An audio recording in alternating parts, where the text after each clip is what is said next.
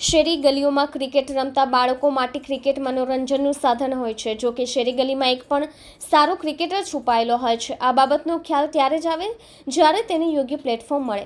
હાલ ઉનાળા વેકેશન ચાલી રહ્યું છે. શાળાઓમાં રજાનો માહોલ છે ત્યારે સુરતમાં ધોબી શેરી, કાછિયા શેરી, સાવક શેરી, ચંદુલાલ શેઠની શેરીમાં અંડર-12 ક્રિકેટ ટુર્નામેન્ટનું આયોજન કરવામાં આવ્યું છે. દર વર્ષે શ્રીરામ કપ ગલી ક્રિકેટ ટુર્નામેન્ટનું આયોજન થાય છે. આજે ચંદુલાલ યુવક મંડળ દ્વારા નાના બાળકો માટે અંડર-12 ક્રિકેટ ટુર્નામેન્ટનું આયોજન કરવામાં આવ્યું છે, જેમાં તમામ ટીમોએ ઉત્સાહપૂર્વક ભાગ લઈ ક્રિકેટ ટુર્નામેન્ટ રમી હતી. મારું નામ છે જયેશ લાલચંદભાઈ કંઠારિયા, રહેવાનું છે ચંદુલાલ શેઠની શેરીમાં, નાથભાઈ કુપા એપાર્ટમેન્ટમાં.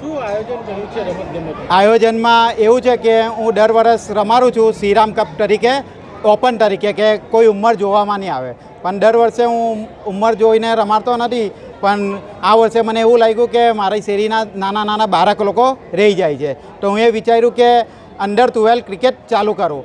તેમાં આ બધી ઘણી બધી ટીમે મારી સાથે સપોર્ટ કર્યો છે.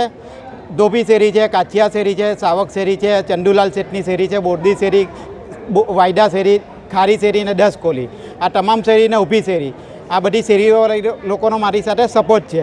ને આ ટુર્નામેન્ટમાં ભાગ લેનાર ટીમ છે ફાયર બોયઝ ચંદુલાલ શેઠની શેરી, તેની સામે ફાઇટર 11 ધોબી શેરી. એ પહેલી મેચ રમી છે અને વિન થઈ છે ફાઇટર 11 ધોબી શેરી. ને સેકન્ડ મેચ ચાલી રહી છે બોરડી શેરી એક્સાઈ ને બોરડી શેરી વોરિયર્સ, એની સામે ચાલી રહી છે સેકન્ડ ટુર્નામેન્ટ. ને ત્રીજી મેચ છે કપિલેશ્વર મહાદેવ વાયડા શેરી સુપર કિંગ સામે છે.